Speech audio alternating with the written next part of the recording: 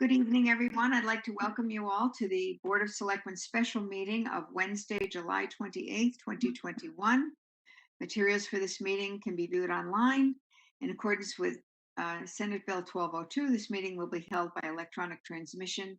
Audio and video of the special meeting we will simultaneously televise on 79 and on the YouTube address, so the public may join in and view us if they like. There's also a link on the invitation and on the website. With that, before we begin, I will now call the roll call. First of all, Joe Crisco. Good. Beth Heller is here. Paul Kyriakos. Thank you. David Lober. Here. Sheila McCreven. Here. And David Vogel. Here. Thank you. Administrative Officer, Director of Finance, Tony Genovese. Here. Betsy Agla's on vacation. Town Council, Jerry Weiner. Here. Jerry Shaw Clerk is here. I can see her. Thank you. And Media Specialist Pool Ford is joining us. Wonderful. Thank you so much. Item 1 on the agenda is the first selectman's remarks, and they're not too long tonight. Good evening. I'm pleased that the board has agreed to continue virtual meetings, and I will continue that policy until the state COVID positivity rate becomes more favorable.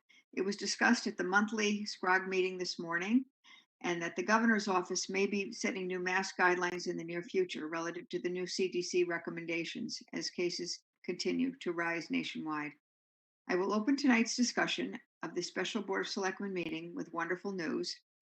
We recently received notification that we've been awarded $300,000 in state bonding funds to complete renovations to the senior center. This additional state funding, coupled with $128,205 of steep grant we had already been awarded, and the $10,000 funding match from the Human Services Department, allows the Board of Selectmen to remove this project from our list of projects we need to seek bonding funds for.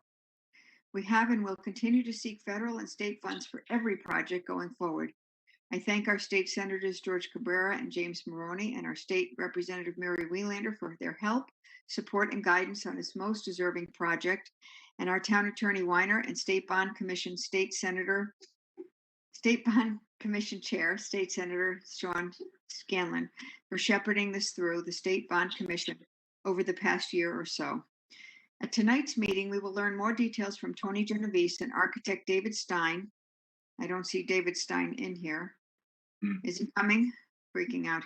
I'm looking for him. I have an attendee here, but I can't find them.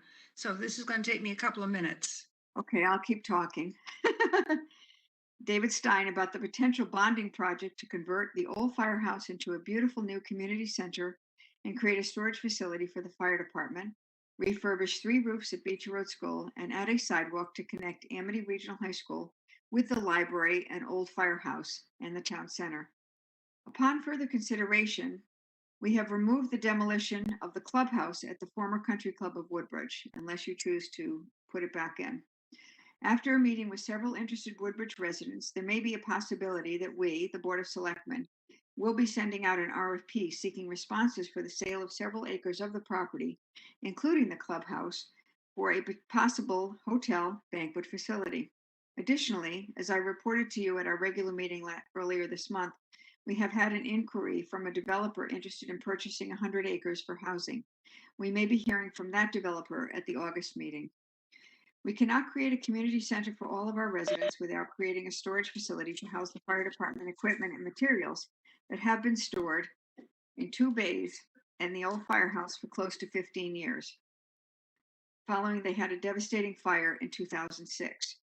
The sidewalk project will finally provide a safe off-road connection between the high school and the town center campus, and will become even more important once the community center is finalized. Due to the expense and time involved in bonding, and given that we are retiring debt this year and more debt next year, and interest rates are extremely low right now, to me it makes the best sense to combine these projects and complete them now. Thus, in sum, I believe this is an opportune time to bond these projects, as our debt service payments will be going down. In my opinion, these projects will transform the center of our town into a more dynamic, active, and attractive place that will help us create and sustain the sense of community that is sometimes hard to come by due to our geography. And coming out of a pandemic, I believe that community building is even more important than ever. The goal this evening is to have new and returning members of the board ask questions and get answers to all your questions about these projects, and then hopefully vote on whether to take these projects to the public to let them decide to approve them at a referendum. And with that, I see David Stein has signed in. Yay.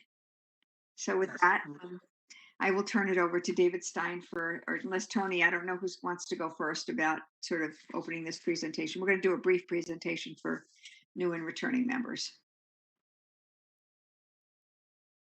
Well, Beth, I'll just jump in. I know I don't think I'm on video, and for whatever reason, it's not. Maybe now it's allowing me to start my video. I think now I'm getting permissions, so let me go ahead and We're very Great. patient here. We're happy. got it to work. So I've been here. Gotcha. I got the permission to go on, and I wasn't sure whether I was sharing my screen. I think there was some content that was shared to you, but this is from, I think, the last time we were there. So let me go ahead. It looks like I have the ability to do that, and I will do so. And I think it's popping up right now. Yeah. Thank you.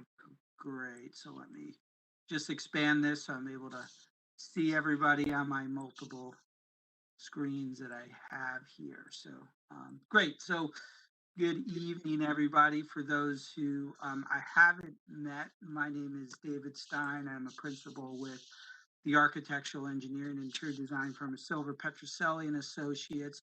We have been working with the town. I thought about it today. This is going on close to our 22nd year working for the town of Woodbridge, and I think Beth, it probably goes back that long that you were there too as a selectman. So we have been brought us on as a trusted partner on many projects, and we've had opportunities to do work from the firehouse across the street to David, just to correct the record, I met you first as a fire commissioner. Okay. All right. Of course, 22 years, but it was 22 years that we've met. Yeah, great. Correct. So, thank you for doing that. So our firm's in Hamden. We are, as I mentioned, a 50-person integrated practice. So we were brought on in the end of 20, beginning of 21, as we started looking at concepts of sort of the three projects, and I'll bring that along to you. This is sort of a narrated piece of just some of the basic piece, starting with the shed across the street. And I think I may have let me just go through this quickly and make sure I brought up the correct version, because there were some other ones that were in your packet. So let me first kind of back up and start with the old firehouse. Even though this presentation from January of this year was structured a little differently, probably better to start with the old firehouse and the conversion of the old firehouse. So the intent was as an adaptive reuse project. This building, as it's situated, is a gateway, in our opinion, to the town. Architecturally, as an asset, it's really a beautiful building. The scale of it sits perfectly as you enter into the town, and the facade of it is in very good condition. There has been work that has been done over the past few years in which we were a part of, a phase one piece with infrastructure work, roof replacement, mechanical, some electrical upgrades. So the building was an enabling piece, was ready for any type of future renovation and adaptation. We did some designs a few years ago. We actually went out to bid about, I think, at least twice, looking at testing the market to see where the bids would come in. They were higher than anticipated at that time, and we that's why the project was sort of broken up into phasing based on grant dollars that you had in place, in which you expended at the end of 2020. But essentially what you're seeing here in front of you is a full renovation that gives the town the flexibility of a building that can be used for multi-purpose use. And it's probably the one thing that municipalities, as they're doing their capital planning, are realizing the importance that they need spaces that can be used for many different uses, can be easily adapted from an event that may take place during the day to something that's going to happen at night. And whether that's just pure town business or can be used for other community, from the Boy Scouts to any other events that are there. And firehouses actually are a good building to adapt to. We showed the selectmen a project that we did in Manchester a few years back, which was built just about the same time. That was adapted to a youth and community building. And the reason why it adapts well is those big open spaces. Okay, it's a large open space. The scale of it, the volume of the height is fairly high, and it's also fairly raw. There's not much that's in there. There's usually brick surfaces, concrete floors, so it's very easy to be able to change and adapt to bringing in new finishes, new mechanical systems, and so forth. So Bay 1, 2, and 3, the intent is in Bay 1 or Bay 2 that these could be used for different uses. We're sort of just simulating or looking at a hypothetical layout with furniture. Can there be used for displays for maybe the historical? You want to put some historical displays here. Do you want to use the meeting Bay 2 for yoga classes during the day or for a group meeting at night? And Bay 3 being dedicated to a fitness area. The upper floor, which this was the former meeting and community room for the firehouse, their gathering space, that also could be adapted to a multi-purpose room. In this case, it's sort of arranged to show you can use it in a lecture setting or just move the tables and chairs out of the way. The doors that you see within the niches here, those are built into the dormers. That's where your furniture could be sort of rolled away in, and you have that adaptive use. There's a kitchenette, so if there is some type of events going on, you're able to take advantage of it. We will need to make the building fully handicap accessible. Currently, the building does not have an elevator to it and will need code upgrades that go along with it, such as sprinklers and such. We did upgrade the electrical service and some other improvements, sort of took away some of the old infrastructure that was in our way, and the abatement was sort of pulled out of the project. And as I mentioned, the roof was already redone in the previous phase. And then another meeting room here on the second floor. There's also discussions in the front of the building about that taking away at least a portion of the apron, which was the for the fire trucks to exit out onto Meeting House Lane. That area, I think we could look at trying to get some pavers and making this more of a pedestrian connection to the town center, and re-landscaping that a bit so the building not only can be used inside, you have the opportunity for people to use things on the outside. And obviously in the world of COVID, we're all looking at opportunities of spending as much time outside as we possibly can, even in the colder months. So having that flexibility around the site, I think, will be important. Improvement to parking and so forth is part of that project.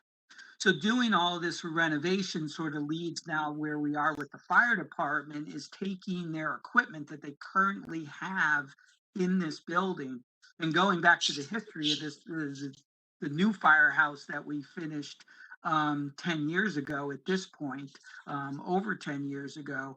That project originally was programmed to be a 20 to 25,000 square foot building. It went from 20,000 down to a 15,000 square foot building, and ultimately what really got brought out of it was the storage of their equipment, of their perishables, of their hoses and so forth. And over the years they've worked through it, but it's really better practice to have that on site, and ultimately that's where it landed with that first phase of the foundation piece. And then this is where we came back to, which is this structure, which is essentially a 90 by, call it 45-foot structure with the intent of moving the antique vehicle, so moving it out of the building across the street and into a secure space, which would be cordoned off. And then these remaining bays, and these are not the same height as the firehouse because the larger apparatus would not go in there, but there would be equipment. And this is just some of the list of equipment that is currently either housed outside or housed within the old firehouse and would be housed here, which is a hazardous material trailer, a light trailer. What we mean by light trailer, that actually has those large stadium type lights that they use when they have an event, when they have a situation that they need to light up a large area. They have a heat trailer, they have the rescue boat, and then there are racks of hoses that they grab as they need, mainly if they're called for big fires, for mutual aid, and so forth. They store for hurricanes and other events, pallets of water, speedy dry, for a lot of the accidents that happen as they serve when they get close to New Haven. They have car seats, and you begin to see the list that is here that I believe you guys were provided. So I don't want to go through each one of them. I'm happy to if you'd like me to. But I want to talk about sort of the construction of this. I know the term shed is used because it essentially is, it's not a fully occupied building. It is not intended to have offices or staff in there on a full service, but it is categorized by the building code under S2 storage. Because you are storing vehicles with fuel, code requires that we need to make that fully sprinklered, which means that we need to take a water service from the existing building and bring it over to this building. So that needs to have that. Once you're doing that, you need to heat the building. You need to heat the building anyway, because of some of the material that's being stored here needs to be around 50 degrees or so forth. So it's not a fully tempered space. It's not a fully air conditioned space, but does have to have a mechanical and ventilation system in there. And ventilation is probably the biggest piece that needs to be in there because you're storing the multitude of equipment that is on this list. You need to also ventilate it because you don't want to create an area of the storage that is, everything is off gassing and it now doesn't become a healthy environment for the firefighters to be in. And then just from a building and code perspective, we are required to put restrooms in that building. Even though someone's not there 24/7, you're still required to make it fully handicap accessible, just as your firehouse is fully handicap accessible. So from there, we sort of took that and said, okay, we want to be sensitive to the architecture. There's ways to sort of simplify the building. And this was our first stab at a design, which we obviously were ambitious of looking at the architecture. We were then asked to, can we simplify it? And we said, yes, we obviously can. The overall footprint is simple. It's a rectangle, so there's nothing complex with that. It's going to be simple construction. It can be simple construction. But obviously architecturally, we know it's important. When we designed the firehouse, every part of that building was reviewed and people had opinions on the colors and the textures and the materials. We felt that if we're going to complement that building, we need to we have to be sensitive to the architecture there. Even though it's a building in the back, but it still will have some view from the street and from the walking trails and so forth. So with that, we know we'll simplify it. We'll remove this gable, we'll remove these dormers. Those are nice items, but they add some value, but not an overall aesthetic value. And then the attic will just be an open attic for future storage. We're building this structure anyway, so we're going to have joists that are going to support it. So you're taking advantage of that. I know there's been some discussions of, can we do a pre-engineered building? You can do a pre-engineered building. The one thing that when you begin to do investigation of pre-engineered buildings, you still need to have a fully insulated building. Okay. The actual bays as part of the new firehouse, the existing firehouse, that's a pre-engineered structure. Those 5 bays are all a clear span pre-engineered structure. We spent a lot of detailing to put a facade on it, insulate it, and adapt it to a real building. You need to do the same here if you were going to just purchase a pre-engineered building. There's a lot more that needs to happen to that to adapt it to this type of structure. Because it's a firehouse, because it's a use of a firehouse, the building code kicks into a higher priority use for that structure because you have your building needs to sustain higher winds and such during an event. So it's different than if you were just a manufacturing building or so forth. Firehouses have a higher priority to that. So with that, I think I could talk about that. The last piece of it, or let me kind of go back, I guess, to this last slide. There was some discussions in terms of overall budget, especially since we last spoke this with the selectmen back in January. Construction prices have gone all up and down. There's a lot of unpredictability in the market. Some of it is related to sourcing. You may have gone to Home Depot to buy a 2x4 and it used to be $3 and now it's $9. And you've had a hard time even sourcing certain materials because supply chains have been held up. Roofing insulation is hard to come by. There's been a lot of volatility in the market, and some contractors are holding their numbers for 24 hours. For typically we'll say hold your number for 30 days, or in municipal realm we ask them to hold it for 90 days. That's tough to do. So when we're talking about trying to even get below the numbers we're showing here, I would caution that and say the market's going to speak for itself, because we've had some projects that have come in 2 or 3 times higher, and contractors will only hold their number for a short period of time, or we've seen a wide range of bid pricing from one end of the spectrum to the other. So there's other ways of constructing this and trying to be sensible with the cost.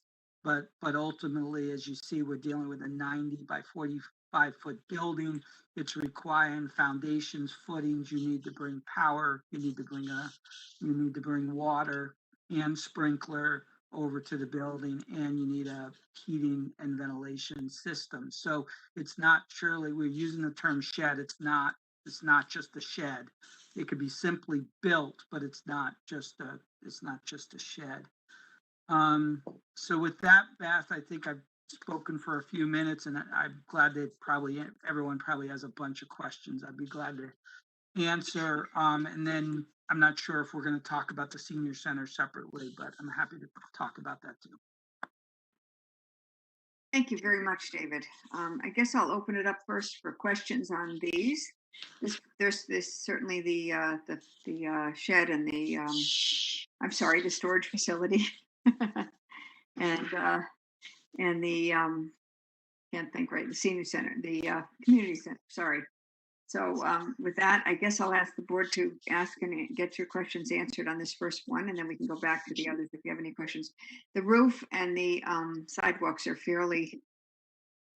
they are what they are. So I guess this is the big one that we should ask. So I'll just open it up to the board for questions.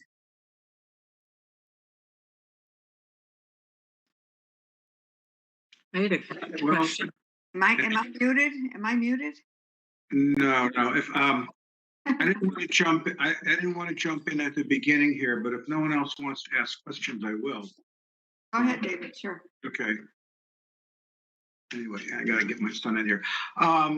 So I'm a little bit late to this party, but I remember at the first party where all this came up, we had a plan, and correct me if I'm wrong, where we were going to donate materials to the fire department, and they were going to supply their labor, and they were going to build this 5,000 square foot shed for about $112,000 or $118,000. Does that sound familiar? I remember that when it came up. I don't think I was first Well- selectman, but maybe, Tony, do you remember that? Jerry, you can address, we had a problem with insurance, I believe, or something. 2017, 2018. Well, I think this insurance question may be a red herring, but we can come back to that. But anyway, then we gave Silver Petroselli a charge to build this for $250,000, and they came back 100% over budget. And I don't understand thinking of that, because we're spending other people's money, and we have to be careful when we spend other people's money. And we've gone so over budget here, and nobody's saying anything about it. And I wonder why that is. Anybody give me an explanation for why we're allowing that to happen? I can tell you that because the price has escalated since when we spoke a while ago, the fire, I don't know if you know this, I hope it's in there, the Fire Association is donating $100,000 toward this project. That's great. Yeah, they have stepped up, and I really applaud them for doing that. And I can say that certainly that helps the price. And Right. we are where we are in terms of costs. Things certainly do not go down.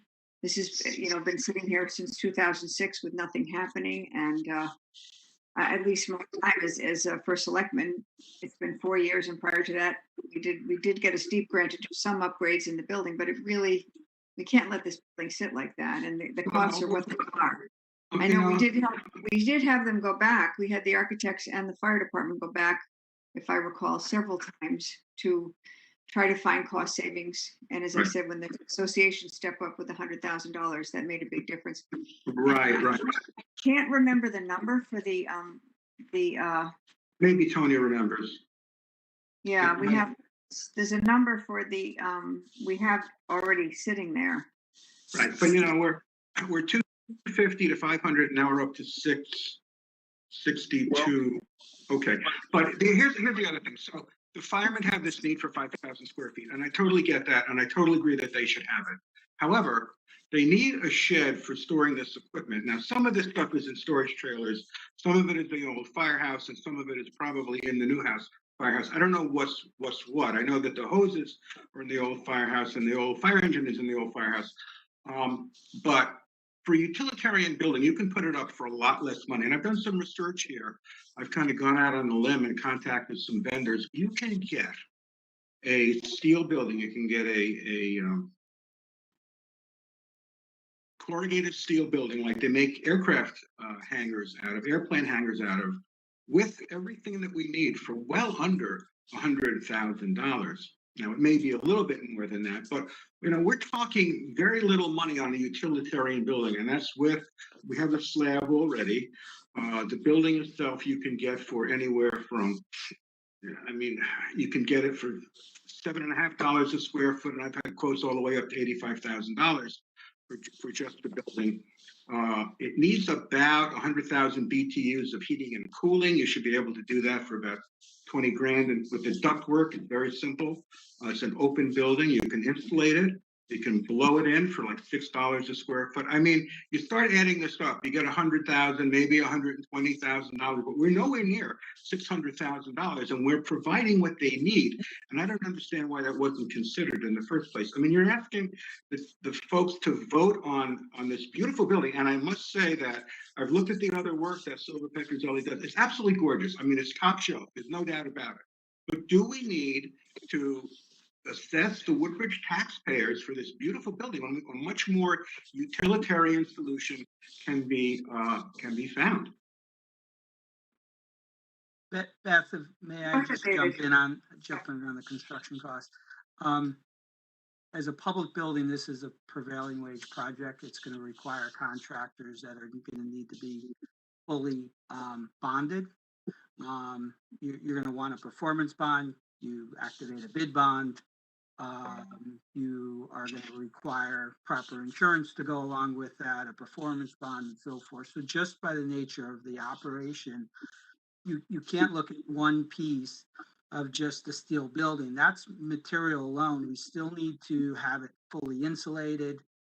Oh yeah, I looked at all of that. I've looked at all of that, and so would it cost. Yeah, I mean, you can look at it too. It's easy to find out. If you these things are easy to put together too. They come in sections, they're delivered on a truck. You put up the framing and you drop the stuff in, you bolt it together. You can do it with local labor that you can hire, or you can do it with volunteer labor that you can get from the fire department. I mean, there's much more economical ways to do this than They 600. cannot volunteer. We cannot use volunteer labor. That is Well, absolutely that was the plan. That was the plan at the beginning. I mean, that was the original correct. And we, suggestion that we do this. right, you can, we, that would And be, what happened to that? What happened to that? Well, that was the plan, David. The problem is that plan has certain holes in it.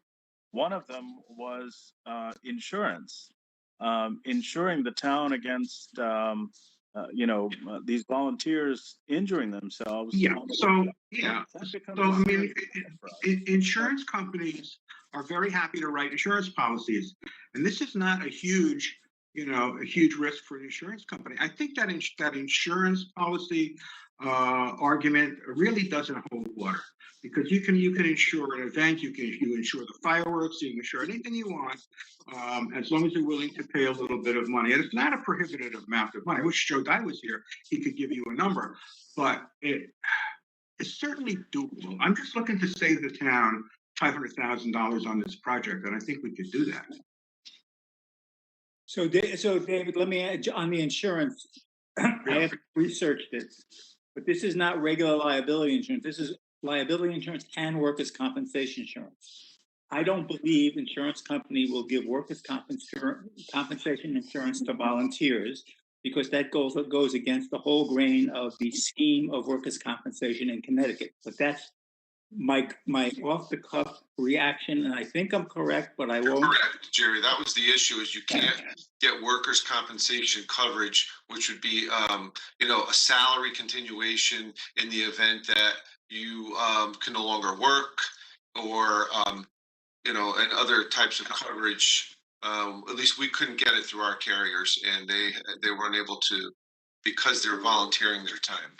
My belief is you cannot get it, but David can do the research, because he knows how to do the research, and he can come back and let us know. The other thing, David, and I think you can't discount this. This is a municipality. It's very nice to have volunteers do things when they can do things, but when it comes to erecting a building that hopefully lasts for 100 years, I think the town has a fiduciary obligation, as well as all the members of the Board of Selectmen, to make sure we get experienced, well-qualified individuals to put up a building that the town will be using hopefully for 100 years. And I would be very concerned about throwing a group around, even if the volunteers have experience in building. I think that's great, but I mean, there were 2 points here. First of all, we have a volunteer fire department. If they get hurt on the job, they're insured. We have some type of insurance to protect them. If they're insured, if they're injured in the act of being a firefighter. Protecting a building is not being a firefighter. The second thing is wait. There's a specific state statute governing employees and workers for municipalities and for private businesses. It comes under the workers' comp law. You can't deviate from it without exposing the town to considerable liability and penalties. But you can research it, David. You can check it out. my personal opinion, I don't think it's fair that we ask the volunteer firefighters to build their own building. Well, they volunteered to do it in the first place. I mean, I'm not putting this on them. I mean, that was the original. Things have changed. Things have changed. The other, well, anyway, it didn't work. It didn't work out. The other issue is that our fire chief has a construction company. Yeah, but he has a life. He has to feed his family. I mean, I'm just saying, he can supervise. I mean, you could. I've said my piece. I mean, this is okay. This is my opinion. This is what I found, and I think you can do it cheaper. I mean, ultimately, you're going to have to present this to the town, and they're going to have to say yay or nay. And I'm just trying to make my case for why we can do it cheaper. Thank you. That's it. I'm done. Now, as far as the old firehouse. So, we've done part of the renovation because we had a steep grant, and we also had some insurance money. So we've got a lot of the basics in there. So I guess my question here for you, Beth, is what is the demonstrated need for this building? I know in the last time we looked at this building, we had a tentative agreement with the Amity High School to bring their special needs life skills program there, and that would have been enough money to fund the bonding for this construction. I think it was $1.2 million at the time. We're not sure that was going to even out, by the way. That's the first thing. It was not, we never got that far in discussions, correct, Tony? Correct. But So there was a lot of support. There was a lot of support for that. I mean, Mary Riola was spearheading that. The Chip Dumont was on board with that. The parents wanted it. So We I had partners in tell town for you, training. Yeah. So whatever happened to that idea? Why are we pursuing that again? To I- help fund. if I could jump in for a moment, Sure, I- you're on the Amity Board of Ed, yep. I was Yeah, going you to. were there, Sheila. So you should. Right. And I was also in the room at the Board of Selectmen when Mary Riola presented as well. So Mary's no longer the Special Services Director. Chip Dumais no longer the Superintendent.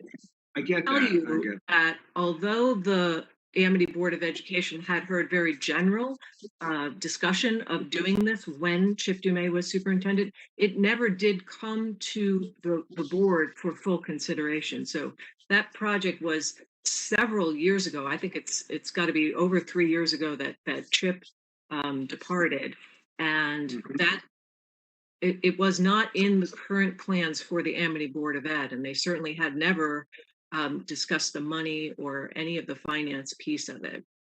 So that is definitely something that went away several years back now. So I had a couple of questions also about the old firehouse. If we're focusing on that, I thought it might be appropriate to ask. I wondered if David Stein could tell us a little bit. Again, the last time I sort of focused on these plans, I thought the antique fire truck was staying in the building. Now I see that it's moving. That gives us, I assume, more of an opportunity to be able to use the space in different configurations. I saw that you noted storage of furniture could be pulled out. You could have set it up like a lecture hall. You could set it up for small meetings, yoga, etc. So I guess my question is, it seems as though we're going to gain a lot of multi-use, community use space here, more than the previous thinking on this project had made available for us. So my question to David Stein is this, if when we bring this to voters and they say yes to this project, does it complete this building for use? So when the project is done as authorized, assuming it gets authorized, is it we're going to open the doors and people can start using it, or are there still elements that would need to be done? No, this is really the final completion of the full renovation of the building. You've already taken care of the envelope. That was done through the proceeds of after the fire and the restoration of the fire windows, and that roof was replaced and still has longevity within the roof. As I mentioned, the flat roofs were just recently replaced. And so, yes, this project is intended to now have a building that is occupiable and meets the full intent of it's now fully handicap accessible because you have an elevator. So you now actually can use that second floor. It will be fully insulated and it will be brought up to code, the bathrooms and such. The three spaces are really the four big spaces. The three on the ground, the three bays are now open spaces that give you the flexibility of using this for many different functions in the future, and is wide and open enough that if for whatever reason you want to change that into some other use, it's going to be easily adaptable to do so. Excellent. Okay, well, so then from my perspective here, I think that the Board of Selectmen should move all these projects forward to voters as they're being presented, because it is many years, and we've seen some changes. As I said, moving the antique fire truck. I'm very pleased to see a full listing of all the equipment. I know that that was something that was developed over time. So it seems to me that we have an obligation to send to voters and ask if this is the plan they would approve. And then should elements of the plan not be approved by voters, then we have the opportunity to kind of scale down. I just think that it's important to put the best possible version of these projects forward and find out how voters feel. Because if we start value engineering things out, we did that at Beecher Road School many, many years ago, and then later on had to put things back in. We certainly did it with the new firehouse where we scaled down, and now we have a continuing concern about properly maintaining equipment. So I think that what we've heard tonight is the plan that should go to voters. Let's find out what the voters actually think. If it doesn't succeed, then we have an opportunity to make changes to it. But I'd like to see voters. Yeah, well, I think you're making a leap because you kind of grabbed the conversation away from me. I wasn't finished. My other point here, my other point here, well, I mean, if we don't have an exchange of ideas, we're just talking to ourselves, and that's not really the way democracy is supposed to work. But the point here is, you're talking about making it into a beautiful community center, and I kind of get your thinking, but you talk about meeting rooms, and we have so much meeting space. We have the center gym, we have the senior cafeteria, we have the Friends of the Library meeting room, we have the yoga room in the center school building. We have that beautiful meeting room in the firehouse. What is the need for more meeting space? What is the need for that? A lot of those spaces are booked a lot of time during the day and evenings But as well. they're not booked all of the time. All the time. It would be nice to have more. We could have more programming. We could have. We don't. And I think the other thing I think is that so-called value engineering. Some people would call value engineering. I'd call it fiduciary responsibility. Spending other people's money. Have to be careful with it. Okay. So in the interest of David, I had a question for David Stein. Just following on what Sheila had asked. David, I thought you said before that there would have to be some handicapped access added to the plan, or was it already in the plan? I didn't really understand that. It is built into the plan already. We have a new handicap, or we have a new elevator, which is going to be serving. So that's new. We are adding in some handicap small ramps that are at some egress points around the building. So yes, this is all part of the plan. It is not intended that there will be any renovation that's needed as a future phase for this building, unless you were planning to change it in and converting it to offices in the future. The intent is that this is a completed project at the end. And then you also mentioned the fact that right now we're seeing extraordinary cost variability, spiking of things. Is that all pandemic related, or is it simply inflation, or what's the take on that? Yeah, it's purely pandemic related, and we're starting to see a bit of a correction backwards. Now, will we ever go back to those numbers that we saw in January of 2020? Probably not. We were actually at a good medium escalation. If we were predicting costs at that time, we would say in the following year you would add another 2 or 3% worth of escalation in 2020. We are seeing a downturn. It is a direct related to the pandemic because of supply chains were cut short. You couldn't have people transport material. They weren't able to produce, and then there's the ramped up demand. And at the moment, they're just not able to meet the demand that was happening. What was also unique is at the time when we were all home, people started renovating their houses, restaurants started building stuff outside as temporary thing. Offices started doing some reconfiguration, and now we have an abundant need for material and sourcing of material. Labor was sort of tough to find because people that lost their job in the construction industry went on to other things, and it's now starting to correct itself. But I just wanted to point out that the predictability of it is changing month to month, and the earlier you go out to bid, the better, because then you will know what your prices are, and then you can react. Now you have the information in front of you, and you could react to that, and you can make adjustments. So what you're saying is that these numbers that we have really in front of us may change quite a lot when we go out to bid. They may change. I just want to point that out so we're managing everybody's expectation. As I said, those were numbers that were generated before. Those are reasonable numbers when you look at cost per square foot on a municipal project. As I mentioned, you are bonding dollars, so we're required to not only do this as a prevailing wage project, okay? So, and you also need a contractor, a general contractor who has bonding capability to ensure that they can fulfill the work and that they have the insurance requirements to do so. And then obviously you need a skilled contractor to be able to do this work and source the materials. But I know that Paul had another question for you. sure. I understand. I'm getting the gist of what you're saying.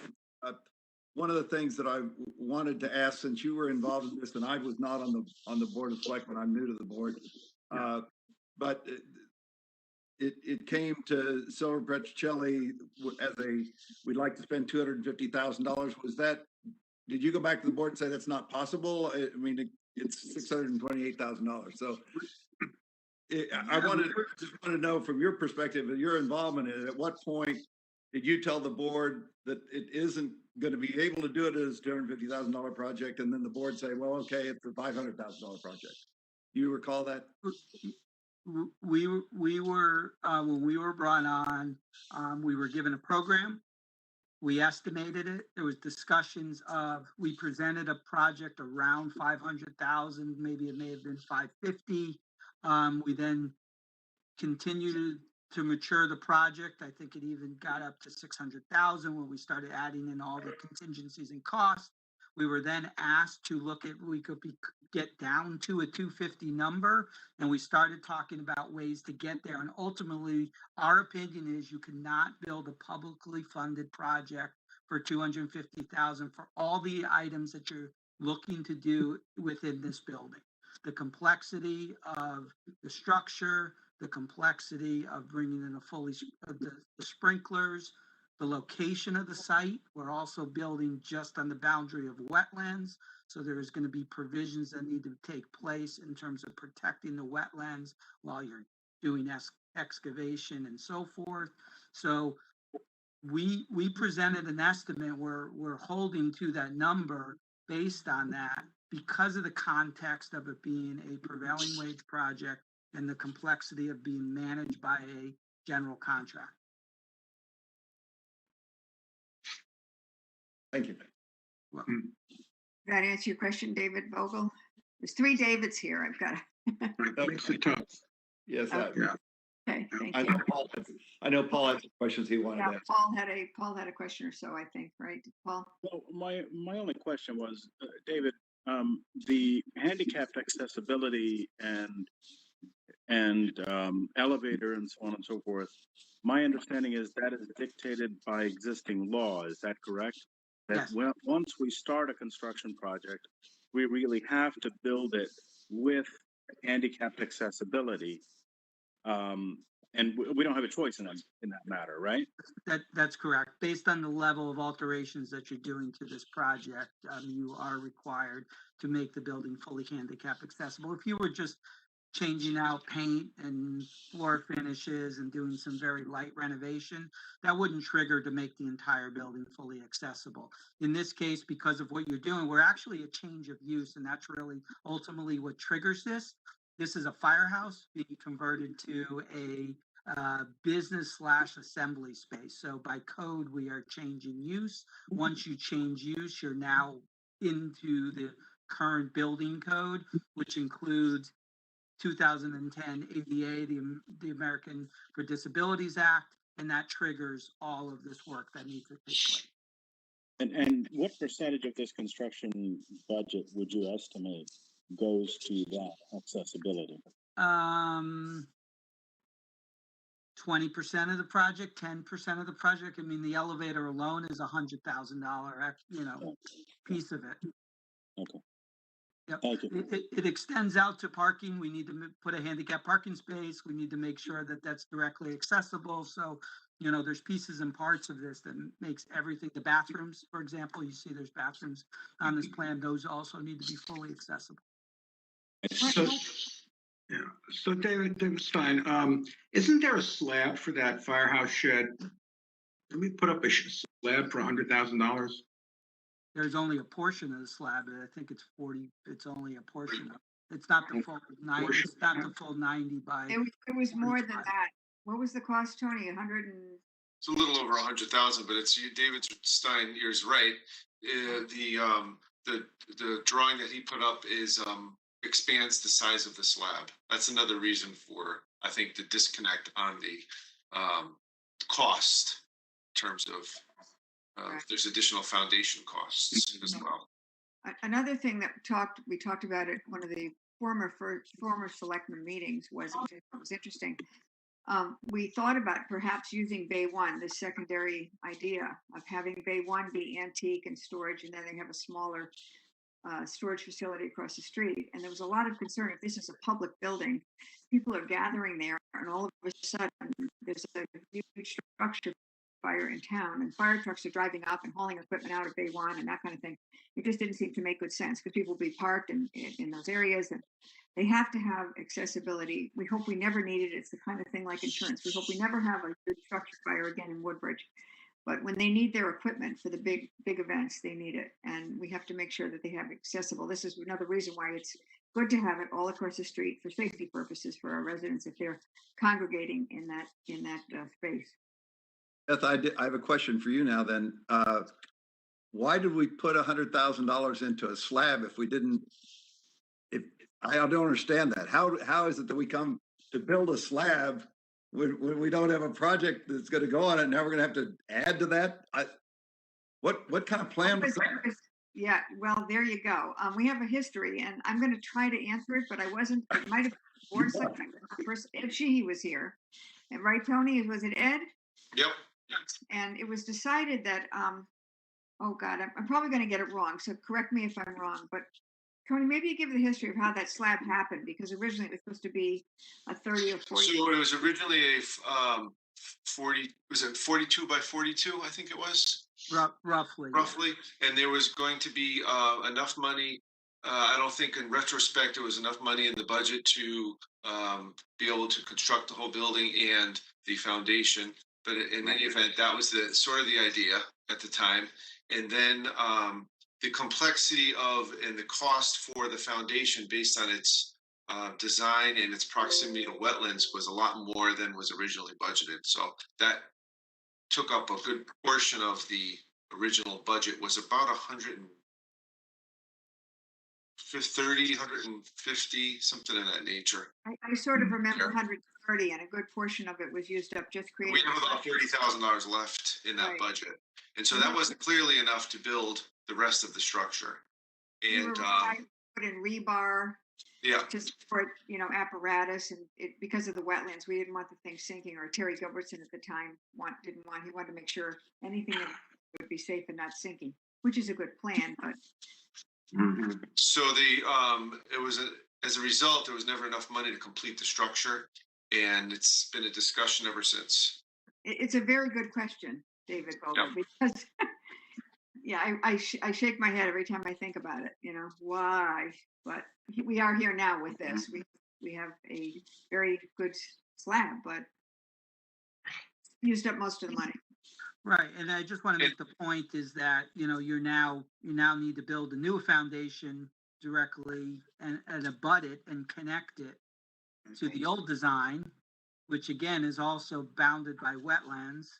So the soil conditions need to be addressed. The foundation design is a little different than just a home construction that you would, or even a fairly ambitious, detached garage we would put at our house on standard soils. So that's where there becomes complexity to this. The reason why we're also proposing to somewhat stick build this first, the pre-engineered buildings. The pre-engineered buildings are very light construction. They're there to be economical, but they also require the foundation to be over-designed because essentially that light building can uplift and you need the reactions of the foundation. So the foundation design is not as conventional as we may all think it would be if we designed a detached garage, at our house. So there's some of the other complexities of the building is you're adding another essentially 45 by 45 onto this existing foundation that is there. Who built that slab in the first place? Contractor, you mean? Yeah, who constructed that slab? The contractor was Anthony Urbano Construction, I think it was. Correct. Right. And David, are you saying that you couldn't design a building that would just fit on the existing slab and save the effort of having to put a new slab down? The existing, it would be a smaller building. It would only be a 45 by 45 building. So right now we're trying to. That's what it was going to be originally. I don't. That's the fire department says if they're going to vacate out, that was originally going to work. So they were able to, if they were going to build the 45 by 45 foot building, they would keep all the rest of their equipment or the remaining of their equipment In Bay One. the existing firehouse. So now the concept was, let's move that all out, put it onto the firehouse property so it's directly adjacent, expand the existing foundation, and now it's all essentially under one roof of this new structure. So in order to Frees up the flexibility of the old firehouse to be able to be used for full community use. Mhm. So this is really a $2.5 million project. Really, it's not two separate projects. It's like we're spending $628,000 so that we can spend $1,821,000 to make the former firehouse into a community center. So it's okay. Getting the understanding of it better. Yeah, the two are connected in terms of them being constructed. There is an economy of scale if you had one contractor build both because they can manage it and so forth. So there's an economy that goes along this, but ultimately you need an enabling phase to move the firehouse out so you have room to build at the old firehouse. So there's a sequence that needs to take place. So the two are interconnected to each other in that regard. So I had a question along those lines as well, if I could maybe better understand our process. I know we spoke at the last Board of Selectmen meeting about the idea that, and I think we were all in agreement, and I'll be interested to see if we're still all in agreement, that this should go to a referendum so that everyone has a chance, more people have a chance to weigh in. But I'm wondering what the process to get us to that referendum, if these projects are indeed, they seem very closely related, right? So the storage facility and the old firehouse. I wonder if someone could tell us a little bit more. Maybe we still need to gather information, but how do we envision this going before voters? Is it simply individual questions, or do these two get joined in some way?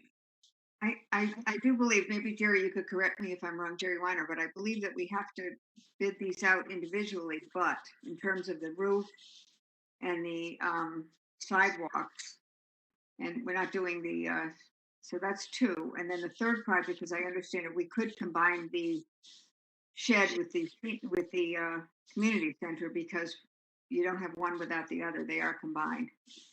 So these questions, keep in mind, We have to do it legally. the underlying funding for this is coming through bonding. Bonding is specifically controlled by state statutes. It's a serious process. There are going to be people that are going to be buying these bonds and expect to get paid. So we have special bond counsel. We've had Joe Fossey for the last 30 years. He told Tony, from what I understand, that we could combine the two projects into one question because you're building the community center, and to do that, you need to get the fire department's materials out of there. So all of these questions as to how the questions are going to be worded, those are something that bond counsel, who will give opinions to the public who buy these bonds, or whether it's individuals or institutions, more likely institutions. So those are the issues that he will be dealing with. But yes, he did say we can put the two together, the building for the equipment as well as the complete community center. Okay, thank you.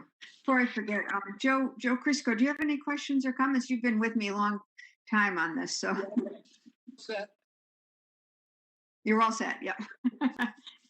Been looking at this for a number of years. Okay, thank you. So I guess just to follow up on that, so I understand the process. So today, when we're all done with our questions and discussion, the next step would be, we're not voting to send it to voters tonight. So we would be sort of asking for further information to the specifics of what the wording would be, and then that would come perhaps to the next Board of Selectmen meeting. Do I understand this process right? I think that's correct. I think tonight, all you really need to do is take a vote just to take, to see where everybody is, that the first selectman, Tony, bond counsel, and town council prepare the necessary resolutions and documents to proceed to actually scheduling a special town meeting. And I understand that the board wants to have this by a vote on referendum. And then the Board of Selectmen will remove the question from the special town meeting to be voted at a referendum on machine votes at a later date. So tonight is just a simple resolution authorizing the town official, the town administrative staff to begin the process of drafting the resolutions. So I guess I would make that resolution if that's appropriate at this point, so that we could have some discussion on whether that is indeed what we want to do. So I guess make a motion to authorize the first selectman, finance director, town attorney, bond counsel to prepare the resolution and the information that we would need for presentation to the Board of Selectmen at the August 11th Board of Selectmen meeting. Is that too soon, or that would be good in my mind? I don't think we're done with the discussion, at least not in my mind. We still haven't looked at the sidewalk. You can I'm have very discussion. You can have I'm discussion. very You can have discussion after the motion is moved. So you have a motion on the floor to discuss. Okay. Okay, so I would make that motion. Is there a second? Good. Thank you, Joe. Okay, so we'll continue the discussion. Go ahead, David. Yeah, I wanted to know about the sidewalk. You said we're connecting the high school to the library so that it won't go over public roads. I can't envision that. I mean, I was wondering if David Stein has any drawings or. I don't have a photo on that. Betsy Yagler has photos of that, but basically, I know over the last few years, there's been a need for the kids leave high school and they walk Newton Road, and then they head over to either the library or to sports facilities or all over the place. And the problem is, I've heard it for the last 2 years, from the 4 years, from the bus drivers, that there are kids always walking in the road. And so we thought it would be nice they're going to go there no matter what. They're going to leave high school and walk over, or to get picked up, or to find a car, or find a mom, because a lot of parents, as you know, when I did it, I snuck in and snuck out, or you parked at the library so that your kid could come over there so you didn't have to wait in line at the high school. So there's a lot of children and leaving Amity High School and coming out at various times during the day, and we thought we would connect. It would also be nice, in my opinion, to have sidewalks around the town center. We have some, but they don't connect. So folks can get to certain places without walking in the street. Yeah, the sidewalks end at the at the scene. How are we connecting the high school to the library? I still can't picture it. It goes across the road. Across the road, and then it goes down. Sidewalks across the street, and there'll be There's a crosswalk. There's a crosswalk at the entrance to the high school. Correct. And I know because my daughter was a softball player, and they did this every day to walk over. You would go across Newton Road, and then you're in grass, and you're essentially walking on the lawn or the grass along the front edge of that property. Yeah. Which I believe is owned. I think it's a private property, and then it's church property. And then you cross the street right in front of the library. So that would just be the strip of sidewalk would go from the crosswalk at the Newton Road exit from the high school to the corner, so you could cross over and get onto the sidewalk in front of. But that's just one piece of sidewalk. And you mentioned there's more sidewalk involved. There's currently a sidewalk that goes around the library, which is asphalt. Yeah. And so the idea would be to replace that with a concrete sidewalk and have it So it connects to the the construction of the old firehouse. So it's sort of connects all those together with a concrete sidewalk. And this is 390 some odd $1,000 now? That's correct. Well, again, I mean, what's the demonstrated need for this expenditure? I mean, there's been no sidewalk there for 30 years, and how has this been a problem recently? I just want to be educated. Well, in my opinion, I think just because it hasn't been there for 30 years, it's necessary. We never really walked over to the firehouse. It was an old firehouse since 1960 or 30 or whenever it was built. And all of a sudden, it'd be nice if it's a community center to be able to walk that area. We have no connecting spaces. You walk from the senior center perhaps over to the community center or the library. Are you, We have roads. I know I still don't understand why this is such an important thing. I know we had a resident who had gotten a grant for bike lanes all teed up with the state for $200,000, and it was ready to go. They needed a municipal partner, and then the sidewalks got added, and the state rejected the grant. We had to go crowdsourcing $15,000 for the for the bike lanes. But I don't see the importance. But it's something for the voters to decide, not me. It's true. It'll be a separate question. That's correct. But all right. Well, I think these projects need to either rise or fall on their own weight, and it should be voted individually. They will be. And you agree that we need to go to referendum, correct? Absolutely, absolutely versus need to a go special- referendum on this because the Okay. vote has to come from the people who are paying the bill. Well, at a special town meeting that happens, but I feel like at least at a referendum, we offer more hours, 6 a.m. till 8 p.m. I think to get the best the representation of what people want, you have to put it to a vote. You have to put it to a referendum, not a town meeting. Those don't work. They worked in the 18th century. They don't work anymore, in my opinion. But anyway. I agree with you. Yep. And as far as everyone agrees we're taking out the senior center, obviously. And as far as no one commented about the removing at this time the 755, whatever it is, 65.35 for the demolition at the country club. Is everyone in agreement that we don't put that out there at this point? Yeah. Yep. But the other thing is, the Beecher roofs can come out of the general fund balance. We got almost $7 million in there. We don't have to bond that if we don't want to. I'm terrified touching the general fund. Never know what's going to happen. why, That's my personal opinion.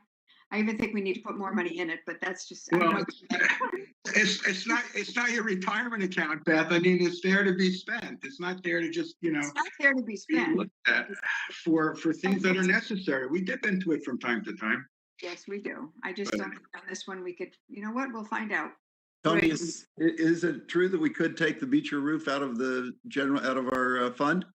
You could appropriate fund balance for a variety of items. That, we have a fund balance policy, actually, that outlines, that was adopted by the boards, which outlines the types of items that you could, well, according to the policy. I mean, really, you can appropriate whatever you feel is necessary, as long as you go through the process, which would requires town approval, and But at this point, it's my opinion that our fund balance is for emergency purposes and for things that come up that are unanticipated, or that which you need funding for in a hurry or in an emergency basis, and to offset future tax increases. So you use it for that purpose, which we do every year, and you can regulate through the budget process how much you use to offset future tax increases. Right now we're at 400. You can increase it to 500. You can lower it to 300 based on where you think your fund balance should be. That's what I think is the most appropriate. If you take money from the general fund for this use, it's got to go through the special town meeting process as well, and possibly the referendum also. So it's not just, it's more than $50,000. So we have a process set up in in the charter for that. Was $50,000? Any expenditure, the Board of Finance has Over 50,000, yeah, you have to vote for it. Yeah, right. I think you guys can take if you want to take a vote now, you can take the vote on whether the administrative staff go ahead and proceed with some resolutions for your next meeting. I would also just say that with regard to the Beecher roof, having seen maintenance over there get stalled in the past, I think it's important for the townspeople to understand there's a regular roof replacement cycle. That's what this is. It's appropriate for bonding because you're going to get many, many years. You're going to get more than 20 years, hopefully, used out of the roof. And it's the type of project that I think we have to present to voters as a long-term investment. And that's one way of looking at it when you're bonding this. It will take time to pay it, but as that payment comes off, you'll be putting up a different section of that roof. So it's almost like a constant need there. And I think people should, and I think they feel strongly about Beecher Road School. No one wants to see that maintenance become deferred again. So I favor of keeping it. The issue with that. This is not a replacement. This is a refurbishment. That's different than a replacement. A replacement might last 30 or 40 years. A refurbishment certainly will not. And, I think if you got a leaky roof, if my roof is leaking, I'm going to fix it. I'm not going to wait around for somebody. Well, there 2 were or 3 many years of leaking roof. We got to fix the leaking roof because absolutely agree. Yes, and there were many years we did not. And I don't know why it hasn't been fixed out of the general fund. Why people are sitting around waiting to bond it because it's a refurbishment project. If we have $595,000 that we can do it with, we should be doing it. Just do it. Well, that's an emergency fund there, David. I mean, if we take regular maintenance out of an emergency fund and we have a real emergency, what happens?